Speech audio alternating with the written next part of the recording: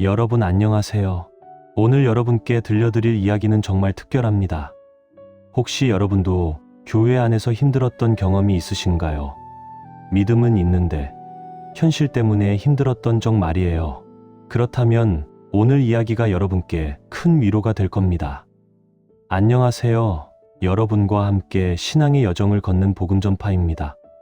끝까지 함께 해주시고 이 이야기가 도움이 되신다면 구독과 좋아요 부탁드립니다. 오늘은 62세 이순덕 권사님의 이야기입니다.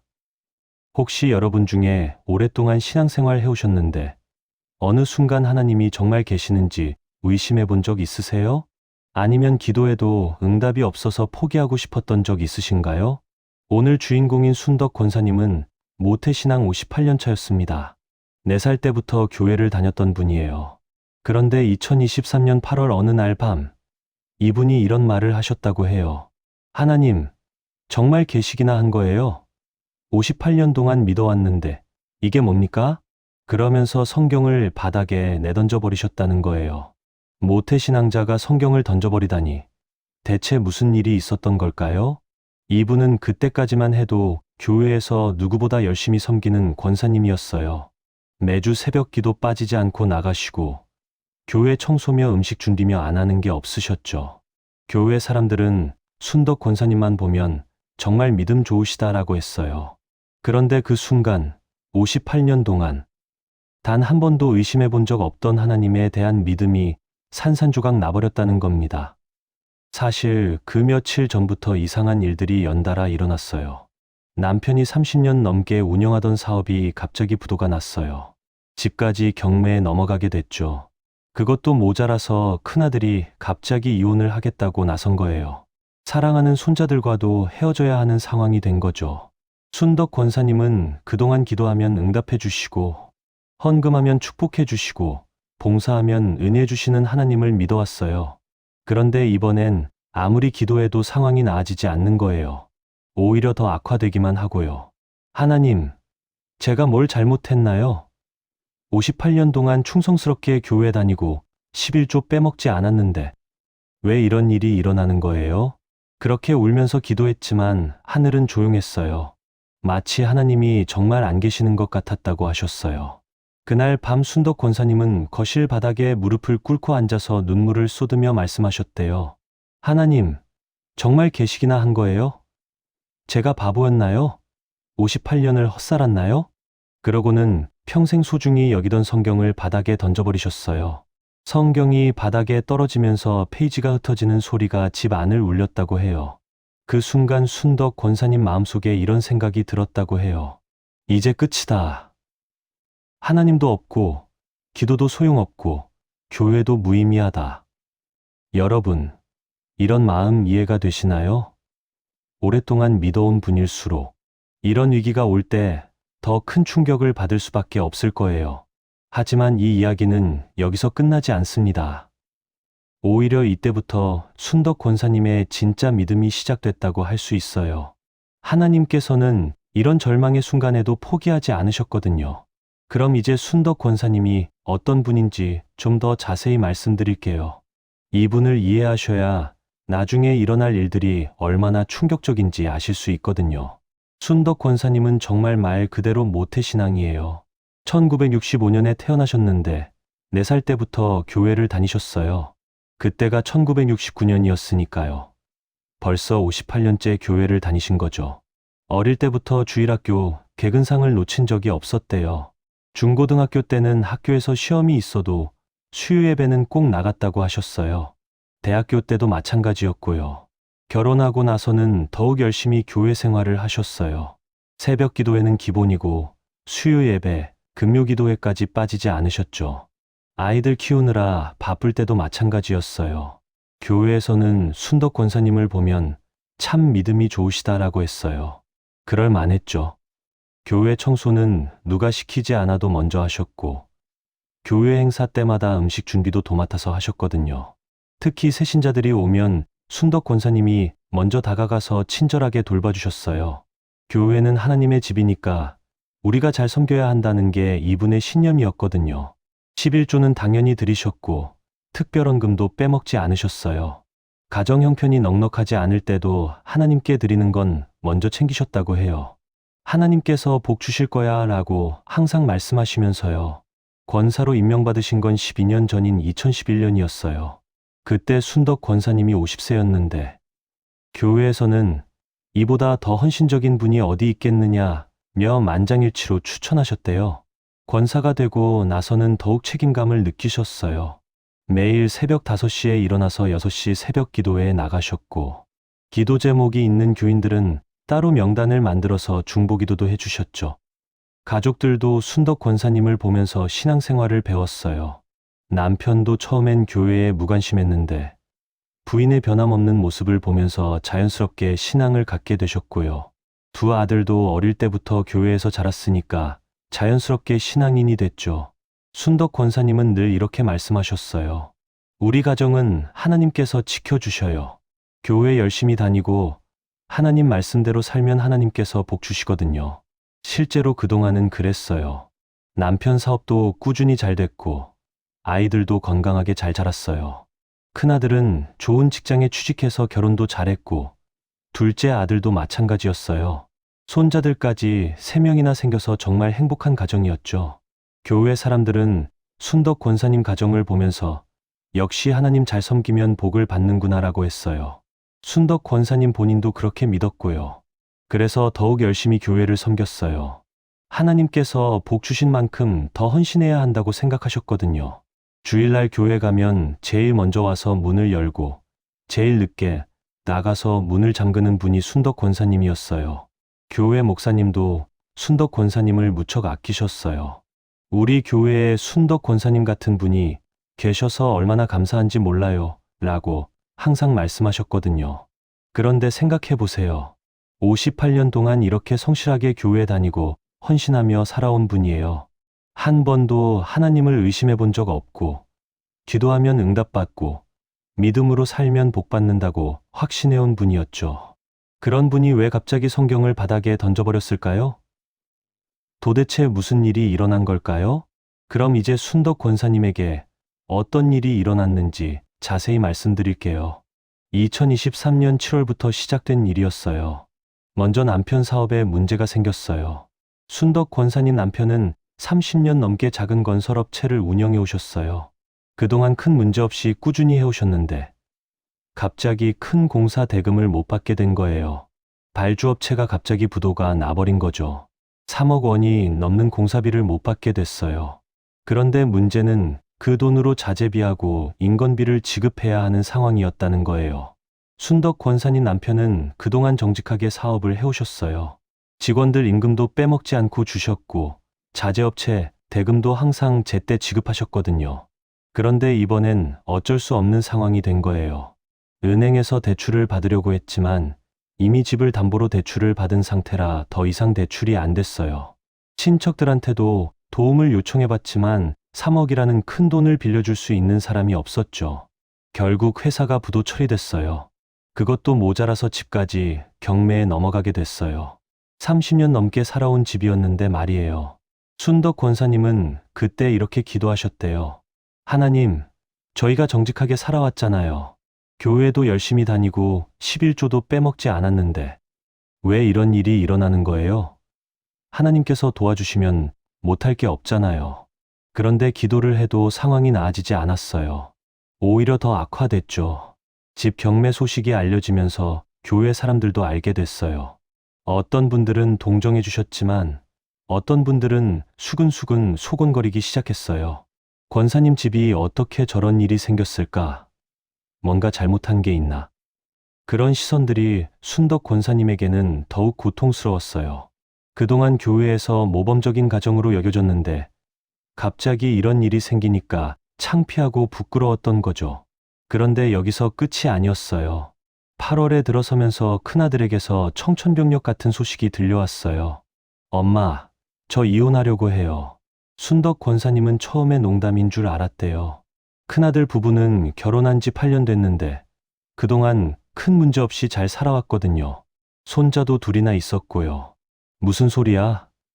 갑자기 왜 그런 말을 해? 엄마, 저희는 이미 마음 정했어요. 성격 차이가 너무 커서 더 이상 같이 살 수가 없어요. 알고 보니 며느리가 먼저 이혼을 요구했다는 거예요. 남편 집안에 경제적 문제가 생기니까 부담스러워한 거죠. 그동안 숨겨왔던 불만들도 한꺼번에 터져 나왔고요. 순덕 권사님은 며느리를 달래보려고 했어요. 우리가 경제적으로 어려움이 있어도 곧 해결될 거야. 가정은 쉽게 포기할 게 아니야. 하지만 며느리 마음은 이미 돌아선 상태였어요. 결국 이혼 절차를 진행하게 됐죠. 가장 아픈 건 손자들과 헤어져야 한다는 것이었어요. 9살, 7살 된 손자들이 할머니에게 이런 말을 했대요. 할머니, 우리 이제 못 만나는 거예요? 그 말을 들었을 때 순덕 권사님 마음이 찢어지는 것 같았다고 하셨어요. 둘째 아들도 형 상황을 보면서 스트레스를 받기 시작했어요. 회사에서도 집중이 안 되고 집에 와서도 우울해했죠. 우리 가족이 왜 이렇게 됐을까? 라고 한탄하기 시작했어요. 순덕 권사님은 그때마다 기도했어요. 하나님, 제발 우리 가정을 지켜주세요. 58년 동안 하나님만 믿고 살아왔잖아요. 제발 도와주세요. 하지만 기도를 해도 상황은 계속 나빠지기만 했어요. 마치 하나님이 외면하시는 것 같았어요. 교회에서 기도해달라고 부탁도 했어요. 목사님도 다른 권사님들도 모두 하나님께서 반드시 도와주실 거예요 라고 말씀해 주셨어요. 하지만 현실은 변하지 않았죠. 그러면서 순덕 권사님 마음속에 이런 생각이 들기 시작했어요. 정말 하나님이 계시는 건가? 계시다면 왜 이런 일이 일어나는 걸까? 내가 뭘 잘못했다는 거지? 58년 동안 단 한 번도 해본 적 없는 생각들이 머릿속을 맴돌기 시작한 거예요. 이제 순덕 권사님의 마음에 변화가 생기기 시작했어요. 그동안 당연하게 여겨왔던 믿음에 의문이 들기 시작한 거죠. 처음에는 작은 의심이었어요. 왜 기도해도 응답이 없을까? 정도였죠. 하지만 시간이 지나면서 그 의심이 점점 커져갔어요. 순덕 권사님은 그동안 이런 믿음을 갖고 계셨어요. 하나님께 충성하면 하나님께서 복을 주신다. 교회 열심히 다니고 11조 잘 내고 봉사하면 하나님께서 지켜주신다. 실제로 58년 동안 그렇게 살아오셨거든요. 어려운 일이 있어도 기도하면 해결됐고 믿음으로 살면 형편이 나아졌어요. 그래서 더욱 확신했던 거죠. 그런데 이번엔 달랐어요. 아무리 기도해도 상황이 나아지지 않았어요. 새벽 기도회에 나가서 눈물로 기도해도 마찬가지였고요. 순덕 권사님은 혹시 자신이 뭔가 잘못한 게 있나 하고 돌아보셨어요. 하나님, 제가 무엇을 잘못했나요? 말씀해 주시면 고치겠습니다. 그런데 아무리 생각해봐도 특별히 잘못한 게 없었어요. 오히려 그동안보다 더 열심히 교회 생활을 했는데도 이런 일이 생긴 거예요. 어떤 날은 새벽 기도회에 나가서 이렇게 기도하셨대요. 하나님, 다른 사람들은 교회도 대충 다니고 헌금도 대충 내는데 잘 살잖아요. 저는 58년 동안 충성했는데 왜 이런 일이 일어나는 거예요? 그러다가 내가 지금 하나님께 불평하고 있구나 하고 깜짝 놀라셨대요. 그동안 하나님께 불평이나 원망 같은 건 해본 적이 없었거든요. 하지만 마음속 깊은 곳에서는 점점 더 큰 의문이 들었어요. 정말 하나님이 계시는 건가? 계시다면 왜 이렇게 고통스럽게 하시는 걸까? 교회에 가는 것도 점점 부담스러워졌어요. 사람들이 어떻게 지내세요? 라고 물으면 뭐라고 대답해야 할지 모르겠더라는 거예요. 하나님께서 도와주실 거예요 라고 말은 하지만 마음속으론 확신이 없었거든요. 특히 찬양할 때가 가장 어려웠대요. 주는 나의 힘이시여, 나의 방패시라라고 부르는데 마음으로는 정말 그런가? 하는 생각이 들었어요. 설교 시간도 마찬가지였어요. 목사님이 하나님을 믿으면 복을 받습니다라고 말씀하시면 그럼 나는 뭐지? 58년 믿었는데 이런 꼴이 났는데? 하는 생각이 들었어요. 그러면서 다른 교인들을 보면 부러워졌어요. 저 사람들은 별 고생 없이 잘 사는 것 같은데 나만 왜 이런 일을 당하지? 순덕 권사님은 이런 생각이 드는 자신이 너무 싫었대요.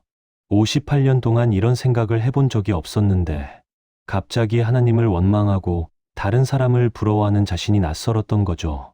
그래서 더욱 열심히 기도하려고 노력했어요. 이런 생각이 드는 건 내 믿음이 부족해서야. 더 열심히 기도하자.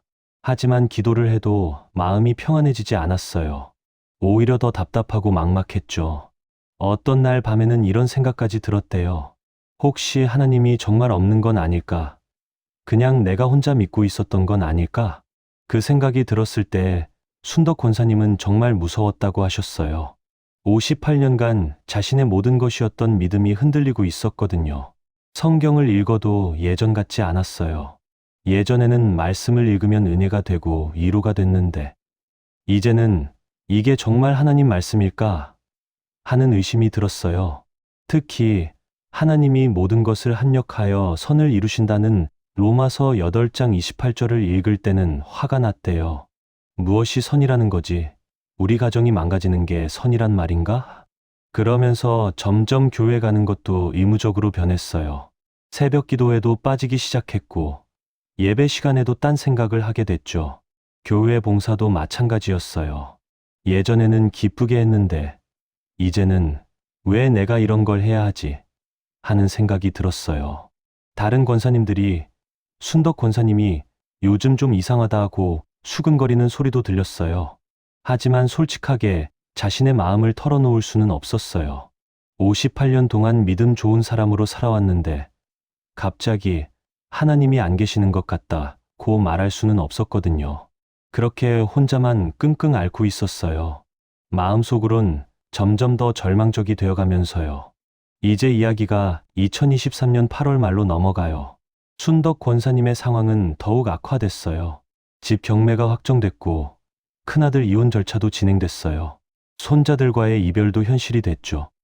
무엇보다 순덕 권사님 자신의 마음이 완전히 무너져 내렸어요. 그날 밤이 바로 제가 처음에 말씀드린 그날이에요. 순덕 권사님이 성경을 바닥에 던져버린 날 말이에요. 하나님, 정말 계시기나 한 거예요? 그렇게 외치면서 성경을 던져버린 후에 순덕 권사님은 거실 바닥에 주저앉아서 펑펑 울었어요. 58년 동안 쌓아온 믿음이 한순간에 무너져 내리는 것 같았거든요. 내가 바보였나? 58년을 헛살았나? 하나님이란 게 정말 있기나 한 건가? 그런 생각들이 머릿속을 어지럽혔어요. 그 누구에게도 말할 수 없는 절망감이 온몸을 감쌌죠. 그날부터 순덕 권사님은 교회를 나가지 않았어요. 58년 만에 처음으로 주일 예배를 빠진 거예요. 새벽 기도회는 물론이고 수요 예배도 나가지 않았죠. 성경도 읽지 않았어요. 바닥에 떨어뜨린 성경을 그냥 그대로 두었거든요. 기도도 하지 않았어요. 할 말이 없었거든요. 가족들이 걱정했어요. 여보, 교회는 왜 안 가? 엄마 괜찮으세요?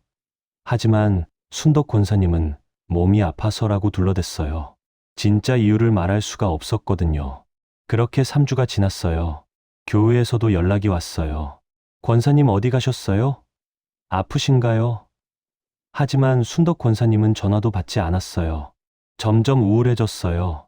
하루 종일 집에만 있으면서 아무것도 하지 않았어요. 밥도 제대로 안 드시고 잠도 제대로 못 자셨죠. 남편이 여보, 병원에라도 가보자고 했지만 순덕 권사님은 거부했어요. 병원에 가본들 무슨 소용이 있겠어요? 몸이 아픈 게 아니라 마음이, 영혼이 아픈 건데 말이에요. 그런데 9월 셋째 주 어느 날이었어요. 순덕 권사님이 혼자 집에 있는데 갑자기 가슴이 너무 답답한 거예요. 숨을 쉬기가 어려웠대요. 처음에는 스트레스 때문인 줄 알았어요. 그런데 점점 심해지더니 눈앞이 흐려지기 시작했어요. 어지러움도 심했고요. 이상하다. 뭔가 이상해. 순덕 권사님은 거실 소파에 앉아서 심호흡을 해보려고 했어요. 하지만 소용이 없었어요. 오히려 더 어지러워졌죠. 그때 갑자기 이런 생각이 들었대요. 아, 내가 지금 죽어가는 건가? 무서웠어요. 그런데 한편으로는 죽으면 편할 것 같다는 생각도 들었어요. 이런 고통스러운 현실에서 벗어날 수 있다면 차라리 낫겠다는 생각이 든 거죠. 순덕 권사님은 소파에서 일어서려고 했어요. 남편한테 전화라도 해야겠다고 생각했거든요. 그런데 일어서는 순간 온 몸에 힘이 빠지면서 바닥에 쓰러져 버렸어요. 의식이 흐릿해졌어요. 눈을 감았다 떴다 하는데 정신이 없었죠. 아, 정말 죽는구나라는 생각이 들었대요. 그런데 그때였어요. 갑자기 주변이 조용해진 거예요. 그 답답함과 어지러움이 사라지고 이상하게 평온해졌어요. 순덕 권사님은 눈을 떴어요. 그런데 자신이 바닥에 누워 있는 게 보였다는 거예요. 어떻게 자신을 내려다볼 수 있겠어요? 그런데 정말 그랬대요. 내가 왜 저기 누워 있지? 너무 신기했어요. 그리고 주변이 밝아지기 시작했어요. 마치 아침 해가 떠오르는 것처럼 따뜻하고 밝은 빛이 자신을 감싸더라는 거예요. 무서웠지만 동시에 평안했어요. 그 빛 속에서는 그동안 느꼈던 절망이나 고통이 전혀 없었거든요. 오히려 너무나 평온하고 안전한 느낌이었대요. 그때 어디선가 목소리가 들렸어요. 정확히 귀로 들은 건지 마음으로 들은 건지는 모르겠지만 분명히 들렸다고 하셨어요. 순덕아. 그 목소리를 들었을 때 순덕 권사님은 알 수 있었대요. 이게 하나님의 음성이라는 것을요. 58년 동안 기도하면서 늘 듣고 싶어 했던 그 음성이었어요. 그런데 이상한 건 전혀 무섭지 않았다는 거예요. 오히려 그리웠고 반가웠어요. 마치 오랜만에 만나는 아버지 같은 느낌이었거든요. 순덕 권사님은 그 빛 속에서 대답했어요. 네, 하나님. 그 순간부터 정말 신비한 일들이 시작됐어요. 순덕 권사님이 그 신비한 공간에 있을 때 하나님께서 말씀하셨어요. 순덕아, 너는 지금까지 나를 제대로 알지 못했구나. 순덕 권사님은 깜짝 놀랐어요. 하나님, 저는 58년 동안 하나님만 믿고 살아왔는데요. 58년 동안 교회는 다녔지만 너는 나를 아는 것이 아니라 나에게서 받을 것만 생각했구나. 그 말씀을 들었을 때 순덕 권사님은 가슴이 뜨끔했대요. 정확히 자신의 마음을 찌르는 말씀이었거든요. 하나님, 그게 무슨 뜻인가요? 순덕아, 생각해 보렴. 너는 언제 나를 가장 많이 찾았니? 평안할 때였니? 아니면 어려울 때였니? 순덕 권사님은 생각해 보셨어요. 그동안 자신의 기도를 떠올려 보니까 정말 그랬어요. 하나님, 이 문제 해결해 주세요. 하나님, 복 주세요. 하나님, 도와주세요. 이런 기도가 대부분이었어요. 하나님, 죄송합니다. 그럼 저는 어떻게 해야 하나요? 순덕아, 나는 내가 나에게 무엇인가를 달라고 할 때보다 그냥 나와 함께 있어 줄 때가 더 기쁘단다. 함께 있다는 게 무슨 뜻인가요? 그때 하나님께서 순덕 권사님에게 보여주신 게 있었어요. 어떤 장면들이 스쳐 지나갔는데 순덕 권사님이 그동안 살아온 모습들이었어요. 첫 번째 장면은 순덕 권사님이 새벽 기도회에 나가는 모습이었어요. 그런데 기도하는 모습을 보니까 계속 뭔가를 달라고 하고 있었어요. 건강, 돈, 가정 평화, 자녀들 문제 해결, 이런 것들 말이에요. 두 번째 장면은 교회에서 봉사하는 모습이었어요. 그런데 마음 깊은 곳을 보니까 내가 이렇게 봉사하니까 하나님이 우리 가정을 축복해 주시겠지라는 생각이 있었어요. 세 번째 장면은 11조 드리는 모습이었어요. 헌금을 드리면서도 하나님께서 10배로 갚아주실 거야 라는 기대를 하고 있었던 거예요. 그 장면들을 보면서 순덕 권사님은 깨달았어요. 자신이 정말 하나님을 사랑했던 게 아니라 하나님을 이용했던 거구나 하고 말이에요. 하나님, 정말 죄송합니다. 저는 하나님을 사랑한 게 아니라 하나님께 받을 것만 생각했네요. 순덕아, 그것을 깨달았다면 이제 진짜 믿음이 시작되는 거란다. 진짜 믿음이요? 그래. 지금까지 너는 조건부 믿음을 가졌었어. 하나님이 복을 주시면 믿고 문제를 해결해 주시면 믿는 그런 믿음 말이야. 하지만 진짜 믿음은 아무것도 받지 못해도, 아니 모든 것을 잃어도 나를 신뢰하는 거란다.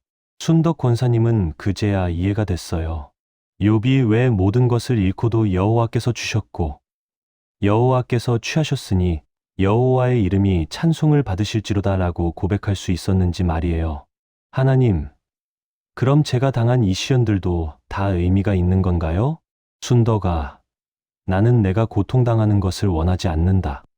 하지만 때로는 모든 것을 잃어야 진짜 중요한 것이 무엇인지 깨닫게 되는 법이란다. 진짜 중요한 것이요? 그래. 돈도, 집도, 자녀도, 손자도 모두 소중하지. 하지만 그것들보다 더 소중한 것은 나와 내가 함께 있다는 사실이야. 그 사실 하나만으로도 너는 충분히 행복할 수 있어. 순덕 권사님은 그때 성경 말씀이 생각났어요. 하나님을 사랑하는 자 곧 그의 뜻대로 부르심을 입은 자들에게는 모든 것이 합력하여 선을 이루느니라.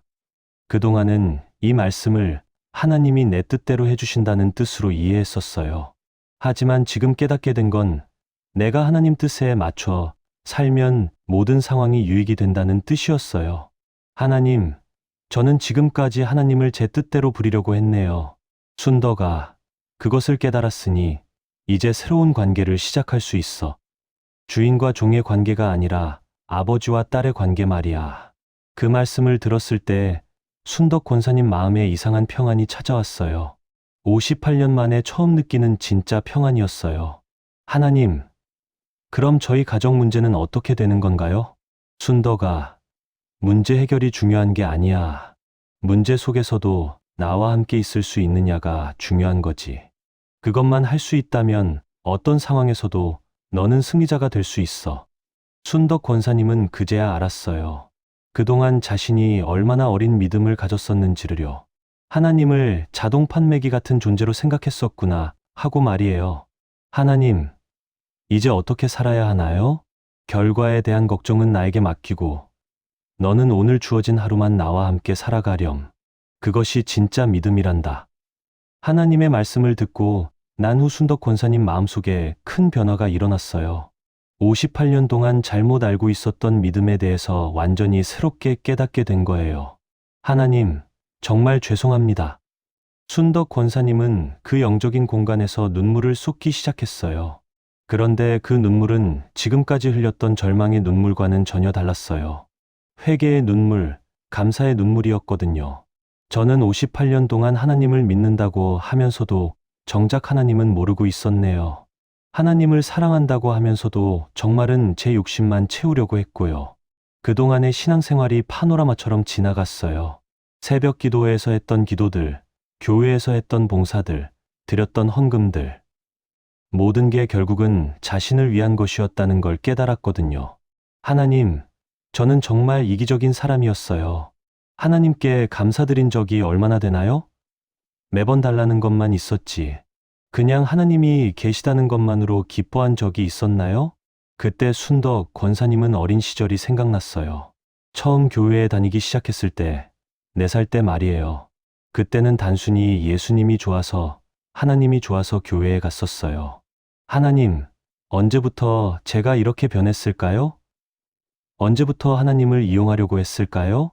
생각해보니 결혼하고 나서부터였던 것 같아요. 생활이 바빠지고 현실적인 문제들이 생기면서 자연스럽게 기도 제목들이 현실적인 것들로 바뀌어 갔거든요. 아이들 건강하게 해주세요. 남편 사업 잘 되게 해주세요. 시집 식구들과 사이좋게 해주세요. 언젠가부터 기도가 소원 빌기가 되어버렸던 거예요. 하나님과 대화하는 게 아니라 하나님께 부탁하는 것으로 변해버렸죠. 하나님, 저는 정말 어린아이 같은 믿음을 가지고 있었어요. 착하게 굴면 선물을 주는 산타클로스 같은 하나님만 믿었던 거네요. 그러면서 순덕 권사님은 예수님이 십자가에서 하신 말씀이 생각났어요. 나의 하나님, 나의 하나님, 어찌하여 나를 버리셨나이까? 예수님도 이런 마음이셨구나. 하나님이 안 계신 것 같은 절망을 느끼셨구나. 그런데 그 절망 속에서도 하나님을 나의 하나님이라고 부르셨네. 순덕 권사님은 그제야 깨달았어요. 고통이나 시련이 하나님이 안 계신다는 증거가 아니라 오히려 하나님이 더 깊이 역사하시는 순간일 수도 있다는 것을요. 하나님, 제가 모든 것을 잃었다고 생각했는데 사실은 진짜 중요한 걸 찾는 과정이었네요. 진짜 하나님을, 진짜 믿음을 찾는 과정이었던 거네요. 그때 하나님께서 다시 말씀하셨어요. 순덕아, 내가 잃은 것들을 돌려주지 않겠다는 게 아니야. 하지만 이제는 그것들이 있어도 없어도 평안할 수 있는 믿음을 갖게 된 거란다. 네, 하나님, 이제 알겠어요. 진짜 축복은 하나님과 함께 있다는 것 자체였네요. 순덕 권사님은 그 순간 이렇게 기도했어요. 하나님, 집이 없어도 괜찮아요. 돈이 없어도 괜찮아요. 손자들을 못 봐도 괜찮아요. 하나님이 계시다는 것만으로도 제게는 충분해요. 그 기도를 드리는 순간 순덕 권사님은 놀라운 평안을 느꼈어요. 58년 동안 느껴본 적 없는 진짜 평안이었어요. 이상해요, 하나님. 아무것도 해결된 게 없는데 왜 이렇게 평안하죠? 순덕아, 그것이 바로 진짜 믿음의 증거란다. 상황에 좌우되지 않는 평안, 그것이 내가 주는 진짜 선물이야. 순덕 권사님은 그때 성경 말씀이 생각났어요. 평안을 너희에게 끼치노니 곧 나의 평안을 너희에게 주노라. 내가 너희에게 주는 것은 세상이 주는 것과 같이 아니하니라. 세상이 주는 평안은 문제가 해결되어야 오는 평안이에요. 하지만 하나님이 주시는 평안은 문제가 있어도 누릴 수 있는 평안이었어요. 하나님, 감사합니다. 이런 큰 깨달음을 주셔서 정말 감사해요. 순덕아, 이제 돌아가서 새로운 믿음으로 살아가렴. 그리고 너와 같은 고민을 하고 있는 다른 사람들에게도 이것을 전해주렴. 네, 하나님. 그런데 사람들이 믿어줄까요? 58년 만에 이런 깨달음을 얻었다고 하면요? 순덕아, 중요한 건 내가 무슨 말을 하느냐가 아니라 내가 어떻게 사느냐야. 내가 정말로 변화된 삶을 살면 사람들이 알아볼 거야. 순덕 권사님은 고개를 끄덕였어요. 이제 정말 다르게 살아야겠다는 다짐이 들었거든요. 하나님, 이제 집으로 돌아가도 되나요? 그래, 이제 갈 시간이야. 하지만 기억해 두렴. 나는 항상 너와 함께 있단다. 순덕 권사님이 눈을 떴을 때는 병원 응급실이었어요. 형광등 불빛이 눈에 들어오면서 정신이 조금씩 돌아왔죠. 여기가 어디지? 주변을 둘러보니 남편이 옆에 앉아 있었어요. 얼굴이 걱정으로 가득했죠. 여보, 정신 차렸어? 얼마나 놀랐는지 알아? 알고 보니 남편이 퇴근해서 집에 왔는데 순덕 권사님이 거실에서 쓰러져 있었다는 거예요. 119에 신고해서 병원으로 옮겼는데 의식이 없었대요. 의사 선생님이 뭐라고 그래? 스트레스성 실신이래. 요즘 너무 힘들어해서 몸이 견디지 못한 것 같다고 해. 순덕 권사님은 그제야 자신이 겪었던 일들을 떠올렸어요. 그 신비한 체험, 하나님과의 대화, 그 놀라운 깨달음들. 정말 꿈이었을까? 하지만 꿈 같지 않았어요. 너무나 생생했고 실제적이었거든요. 무엇보다 마음속에 있는 이 평안함은 꿈으로는 설명할 수 없었어요. 의사가 와서 간단한 검사를 했어요. 다행히 큰 이상은 없어 보입니다. 하지만 스트레스를 너무 많이 받으신 것 같네요. 충분히 쉬시고 마음의 평안을 찾으시는 게 중요할 것 같습니다. 순덕 권사님은 속으로 웃음이 났어요. 마음의 평안이라니 지금 자신이 느끼고 있는 게 바로 그 평안이었거든요. 선생님, 저 괜찮아요. 정말 괜찮아요. 그래도 하루 정도 더 입원해서 지켜보시는 게 좋겠습니다. 하지만 순덕 권사님은 집에 가고 싶었어요. 하나님과의 약속을 지키고 싶었거든요. 새로운 믿음으로 살아가겠다는 그 약속 말이에요. 여보, 집에 가자. 나 정말 괜찮아. 남편은 걱정스러워했지만 순덕 권사님의 표정을 보고 놀랐어요. 그동안 보지 못했던 평온한 모습이었거든요. 집에 도착해서 순덕 권사님이 제일 먼저 한 일은 바닥에 떨어져 있던 성경을 주워드는 것이었어요. 미안해, 성경아. 내가 화나서 그랬어. 성경을 펼쳐서 아무 페이지나 읽어봤어요.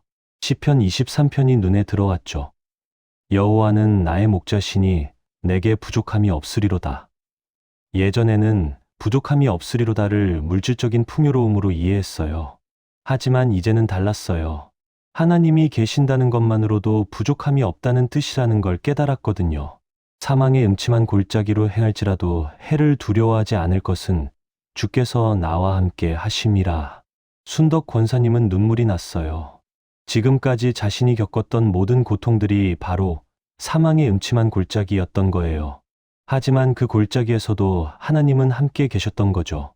남편이 물어봤어요. 여보, 갑자기 왜 이렇게 달라졌어? 며칠 전까지만 해도 그렇게 우울해했는데. 순덕 권사님은 남편에게 자신이 겪은 일을 말해줬어요. 물론 남편이 다 믿지는 않을 거라는 걸 알았지만 그래도 말하고 싶었어요. 여보, 내가 쓰러졌을 때 정말 특별한 경험을 했어. 하나님을 만났어. 뭔 소리야? 꿈 아냐? 꿈이 아니야. 정말로 하나님과 대화를 했어. 그리고 내가 지금까지 얼마나 잘못된 믿음을 가지고 있었는지 깨달았어. 순덕 권사님은 남편에게 자세히 설명해 줬어요. 하나님을 자동 판매기처럼 여겼던 것, 진짜 믿음이 무엇인지 몰랐던 것들을요. 남편은 반신반의했지만 아내의 변화된 모습은 확실히 느낄 수 있었어요. 그럼 우리 집 문제는, 큰아들 이혼은, 이런 것들은 어떻게 할 거야? 여보, 그것들도 중요하지. 하지만 이제 나는 그런 문제들 때문에 절망하지 않을 거야. 하나님이 함께 계시니까 어떤 상황에서도 이겨낼 수 있어. 그날 밤 순덕 권사님은 오랜만에 기도했어요. 하지만 예전과는 완전히 다른 기도였어요. 하나님, 감사합니다. 제가 이런 깨달음을 얻게 해주셔서 정말 감사해요. 집이 경매로 넘어가도, 큰아들이 이혼해도, 모든 것을 잃어도 하나님이 계시니까 두렵지 않아요. 이제 문제 해결을 달라고 조르지 않을게요. 그냥 매 순간 하나님과 함께 있으면서 하나님의 뜻을 따라 살고 싶어요. 그 기도를 마치고 나서 순덕 권사님은 정말 깊은 평안을 느꼈어요. 58년 만에 처음 느끼는 진짜 평안이었죠. 다음 날 아침 순덕 권사님은 일찍 일어났어요. 새벽 기도에 가려고요. 남편이 놀랐어요. 여보, 몸은 괜찮아? 어제 쓰러졌는데 벌써 교회에 가려고 해. 괜찮아. 오히려 교회에 가서 하나님께 감사 인사를 드리고 싶어. 순덕 권사님은 3주 만에 교회에 갔어요. 교회 사람들이 깜짝 놀라면서 반겨줬죠. 권사님, 어디 가셨어요? 연락도 안 되고 몸이 좀 아팠어요. 이제 괜찮습니다. 그날 새벽 기도회에서 순덕 권사님은 이렇게 기도했어요. 하나님, 감사합니다. 저에게 진짜 믿음이 무엇인지 가르쳐 주셔서 감사해요. 이제 새로운 마음으로 하나님을 섬기겠습니다. 그 후로 순덕 권사님의 삶은 완전히 달라졌어요. 겉으로 보기에는 별로 달라진 게 없어 보였지만 마음 자세가 완전히 바뀌었거든요. 먼저 기도가 달라졌어요. 예전에는 하나님, 이것저것 해달라 하는 기도였는데 이제는 하나님, 오늘도 함께 해주셔서 감사합니다라는 기도로 바뀌었어요. 교회 봉사도 달라졌어요. 예전에는 내가 이렇게 봉사하니까 하나님이 축복해 주시겠지 하는 마음이었는데 이제는 하나님께 받은 사랑을 나눠드리고 싶다 하는 마음으로 변했죠. 무엇보다 가정 문제를 바라보는 시각이 달라졌어요.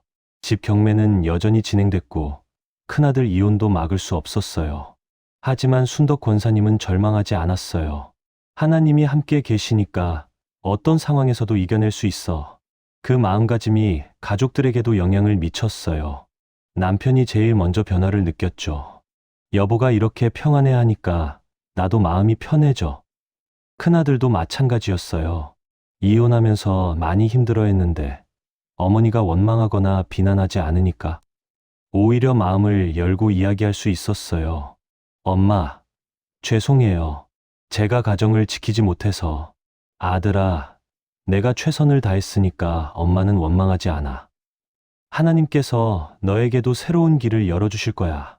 순덕 권사님의 이런 반응이 아들에게는 큰 위로가 됐어요.